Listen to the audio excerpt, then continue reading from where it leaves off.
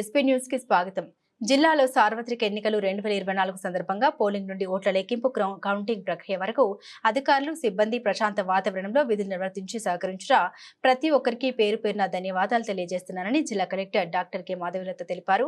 గురువారం స్థానిక కలెక్టరేట్ సమావేశ మందిరంలో సార్వత్రిక ఎన్నికలు 2024 జిల్లాలో విజయవంతంగా నిర్వహించిన సందర్భంగా రిటర్నింగ్ అధికారులు జిల్లా అధికారులతో జిల్లా కలెక్టర్ డాక్టర్ కె మాధవీలత అధ్యక్షతన సమావేశం నిర్వహించడం జరిగింది.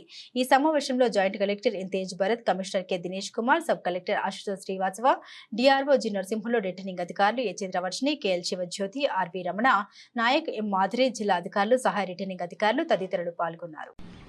మన తేరెట్పల్లి ప్రాథమికోన్నత పాఠశాల ప్రధానోపాధ్యాయులు మరియు అమ్మ ఆదర్శ కమిటీ చైర్మన్, అలాగే సీనియర్ ఉపాధ్యాయులు మరియు ఉపాధ్యాయ బృందం అంతా కూడా ఉపాధ్యాయులందరూ కూడా వచ్చి ఈరోజు పరిపాట కార్యక్రమం ప్రారంభ రోజు కాబట్టి సమావేశం ఏర్పాటు చేసుకొని ఈరోజు మరి గ్రామంలో కూడా తిరగడం జరిగింది. మన పాఠశాల పైన అభిప్రాయం ఊర్లో ఎట్లా ఉందో మనందరికి తెలుసు.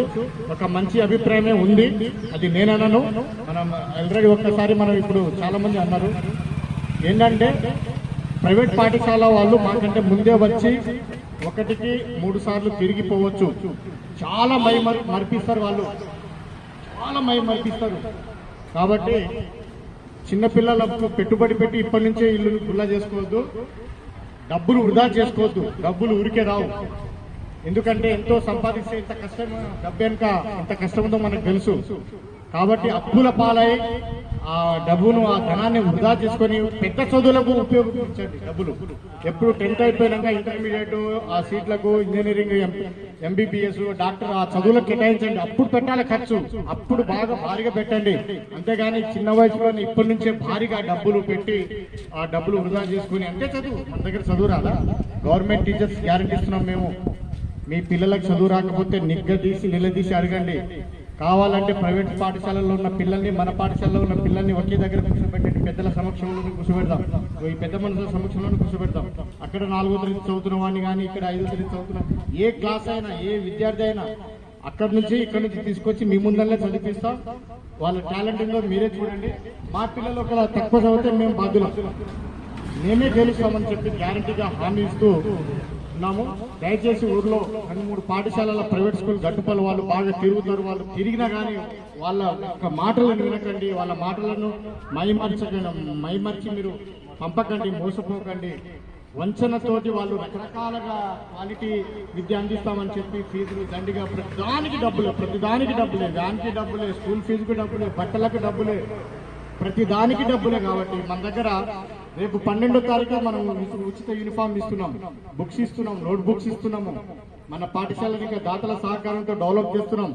అమ్మ ఆదర్శ కమిటీ ఉంది మనకి, ఇప్పుడు మొత్తం మహిళలు, మొత్తం మానిటరింగ్ టీం ఉంది. ప్రతి ఒక్క టీచర్ రెగ్యులర్ గా బడికి వస్తున్నారు, బాగా చెప్తున్నారు. మన స్కూల్లో వచ్చినంత గురుకులం సీటు ఏ స్కూల్లో రాలేదు, మీకు తెలుసు, పేపర్లో వస్తుంది. కల్చరల్ యాక్టివిటీస్ కానీ, చదువు కానీ, ఏ విషయంలోనైనా మన తేరెట్పల్లి ప్రాథమికోన్నత పాఠశాల నెంబర్ 1 మండలంలోనే. కాబట్టి పెద్ద మనుషులారా, సరే మా లోటుపాట్లు ఏమైనా ఉన్నా మీరు మాతో చెప్పి మన పాఠశాల అభివృద్ధికి దోహదపడండి. ఒక గ్రామంలో బడి గుడి ఉంటే ఆ గ్రామ చరిత్ర వేరే ఉంటుంది. ఖచ్చితంగా రేపు మన పాఠశాలను మంచి డెవలప్ చేసుకునేది ఉన్నత పాఠశాలగా కూడా మనం తీర్చిదిద్దుకోవచ్చు. మరి మీరందరూ కూడా మన పాఠశాలలో చేర్పియాలి. మీ మనవరాలను మీ యొక్క ఇంకా ఎవరైనా ప్రభుత్వ పాఠశాల వైపు పాజిటివ్ దృక్పథం చేయాలి. ప్రభుత్వ పాఠశాలలో చదివే విద్యార్థికి బ్రహ్మ విలువ తెలుస్తుంది, కష్ట విలువ తెలుస్తుంది. మానసిక స్థితి బాగుంటుందని చెప్తున్నా. మీరు అనుకోవచ్చు ప్రభుత్వ పాఠశాలలో చదివే పిల్లలు, విద్యార్థులు అంతా బయట ఆడుకుంటారు, క్రమశిక్షణ ఉండదు, అది ఇదని అనుకోవచ్చు. మీరు తప్పది. వాళ్ళు ఫ్రీడమ్, స్వేచ్ఛ అన్నమాట. అది ఒక రకమైన స్వేచ్ఛ. ఎక్కడ క్రమశిక్షణ పెట్టాలి, ఎక్కడ ఏం చేయాలనేది ఉపాధ్యాయులకు తెలుసు. కాబట్టి దాన్ని మీరు భావించవద్దు, మైండ్లో తీసేయాలి. ఖచ్చితంగా మన తేరెట్పల్లి పాఠశాలను అభివృద్ధి చేసుకుందాం. మీరు మాకు సహకరించండి, మేము మీకు సహకరిస్తాం. చదువు రాకపోతే నిలదీసి అడగండి. అమ్మ ఆదర్శ కమిటీ ఉంది, ప్రతి నెల మీటింగ్ ఉంటుంది. టీచర్ల సమావేశం ఉంటుంది, ప్రోగ్రెస్ రిపోర్ట్ ఇస్తాము. మొన్న కూడా ప్రోగ్రెస్ కార్డు మన స్కూల్లో మన టీచర్స్, మన హెడ్ మాస్టర్ గారు, మిగతా సిబ్బంది అంతా కష్టపడి ఆన్లైన్ ప్రోగ్రెస్ కార్డు సమయానికి ఇవ్వడం జరిగింది. ఏ పాఠశాల కూడా ఇంతవరకు ఇవ్వలేదు. చిన్నప్పుడైనా మన బడిని మనం సేవ్ చేసుకుంటాం. ఎవరు ఎక్కడ ఉన్నా గ్రామస్తులారా మన పాఠశాలను కాపాడుకుందాం. మీ సహకారం మాకు అందించండి. మా యొక్క సహకారం పూర్తిగా ఉంటుంది. మీ పిల్లలను పిల్లలను బడిలో పంపించండి. దయచేసి ప్రైవేట్ స్కూల్ వాళ్ళ మాటలు నమ్మవద్దు, వారి మాటలను మోసపోవద్దు, ఇల్లును గుల్లా చేసుకోవద్దు, డబ్బులు ఊరికే రావు. కాబట్టి చెప్తున్నా, పెద్ద మనుషులారా మీరు కొద్దిగా ఆలోచన చేసి మన బడి వైపు మీరు నలుగురు కూర్చున్న చోట, మాట్లాడుకున్న చోట స్కూల్ గురించి మాట్లాడండి, పిల్లల భవిష్యత్తు గురించి మాట్లాడండి. ప్రైవేట్ వాళ్ళు వస్తారు పోతారు, ఏందమ్మా మా స్కూల్లో బడి ఉండకండి కదా గట్టిగా చెప్పాలి. ఆ విధంగా చెప్పి మన స్కూల్లోకి పంపిస్తారని ఆశిస్తూ పెద్ద మనుషులందరికీ సహకారం అందించినందుకు గ్రామ ప్రజలకు, పేరున రాజకీయ నాయకులకు, మిగతా వారందరికీ, ప్రముఖులకు, ప్రతి ఒక్కరికి కూడా పేరున హృదయపూర్వక ధన్యవాదాలు తెలియజేస్తున్నాం. పెద్ద మనిషి మన స్కూల్ గురించి ఎప్పుడైనా విన్నావా? స్కూల్ గురించి మనోళ్ళు ఎవరు కావట్లే, పెద్దోళ్ళు అయినా సరే ఎక్కడ ఉన్నా మన స్కూల్లో చదివించండి. ఇంకా గవర్నమెంట్ యొక్క ప్రపోజల్ ఉందండి. గవర్నమెంట్ ప్రపోజల్ ఏంటంటే మన స్కూల్లో చదివే పిల్లలకు ఇంజనీరింగ్ లో కానీ, ఎంబీబీఎస్ లో కానీ, డాక్టర్ కానీ కొంత అది చేస్తామని చెప్పి గవర్నమెంట్ అనౌన్స్ చేసింది. అది ఇదంతా నిన్న మొన్ననే కొత్తగా జరిగింది కాబట్టి ఇదంతా అయిపోయినాక మంచిగా ఉంటుంది, వెయిటేజ్ ఇస్తారు. సరే మీరందరూ కూడా థర్డ్ మనకి ఈసీఐ రివ్యూ జరిగింది వైజాగ్ లో. First review by ECI. మామూలుగా ఎలక్షన్స్ ఎలా ఉంటుంది అంటే ఒక 2 months ముందు నుంచి మనకి షెడ్యూల్ వచ్చే ఒక 10 రోజుల ముందు నుంచి మనం కొంచెం కేరప్ అవుతూ ఉంటాం. తహసీల్దార్స్ కొత్త వాళ్ళు వస్తారు, ఆఫీసర్స్ కొత్త వాళ్ళు వస్తారు, ఆర్ఓస్ వస్తారు. అందరూ జియోగ్రఫికల్ గా ఏంటి, క్యాండిడేట్స్ ఎవరు, ప్రాబబుల్ క్యాండిడేట్స్ ఎవరు అవగాహన చేసుకుంటాము. వన్స్ షెడ్యూల్ కమ్స్ మనము మోడల్ కోడ్ ఆఫ్ కండక్ట్ లో పడతాము. దెన్ నామినేషన్స్ ఆటోమేటిక్ గా జరిగిపోతూ ఉంటుంది. But this election was quite different. ఇది క్వైట్ డిఫరెంట్ ఎలక్షన్ అవుతుంది అనేది ఎప్పుడు తెలిసింది? ఎప్పుడైతే August 1 ఇక్కడి నుంచి ప్రయాణం అయ్యి వైజాగ్ లో పెట్టారు. అప్పటి వరకు ఏంటి అంటే చాలా యాక్టివిటీస్ జరిగేవి జిల్లాలో, స్కీమ్స్ కానీ ఇవన్నీ.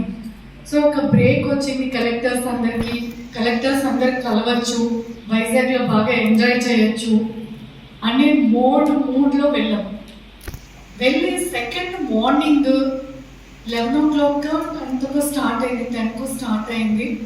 కూర్చున్నాక జస్ట్ 10 minutes వాజ్ ఎనఫ్. ఒక ముళ్ళ బాటలో వెళ్తున్నాము, ముళ్ళ మీద కూర్చున్నాము అని ప్రతి కలెక్టర్ కూడా అర్థం చేసుకోవడానికి ఆ 10 minutes సరిపోయింది. సో ఈ రోజు అంటే August 2 నుంచి మేలో ఎలక్షన్ జరిగేంత వరకు ఈ టెంపో మెయింటైన్ చేయాలి అనేది ప్రతి ఒక్కరికి కూడా ఆ ఉన్న వాళ్ళకి అర్థమైంది. సో ఇంకా డిఫికల్ట్ ఫేస్ ఉంటుంది అనేది ఆ రోజే I made up my mind. మన టీము చాలా బాగా ఉండాలి. సో మధ్యలో ఏమైంది, అప్పుడే మనం ఎస్ఎస్ఆర్ యాక్టివిటీ చేస్తూ ఉన్నాం. ఆ రోజు అడిగిన క్వశ్చన్స్ కొంతమంది కలెక్టర్స్ని ఓకే ఇవి కూడా అడుగుతారంటే అప్పటికే నేను 2 elections చేస్తున్నాం, 3 elections బై ఎలక్షన్స్తో కలిపి. ఎప్పుడు కూడా బీయింగ్ ఆర్ఓ ఆల్సో మనం ఎస్ఎస్ఆర్ యాక్టివిటీని అంత పట్టించుకునే వాళ్ళం కాదు. ఫార్మ్స్ వస్తాయి పోతుంటాయి, అప్రూవల్ అయిపోతుంటాయి, కింద ఎవరో ఒకరికి కీ ఇస్తాము, వాళ్ళు చేసేస్తూ ఉంటారు, ఇలా జరిగింది. ఆ రోజు ఈసీఐ అడిగిన క్వశ్చన్స్ కానీ అవి చూస్తే we are really very much surprised. దాంతోపాటు విత్ ఇన్ 1 week అప్పటికి మనకి ఈఆర్ఓస్ వర్ సస్పెండెడ్.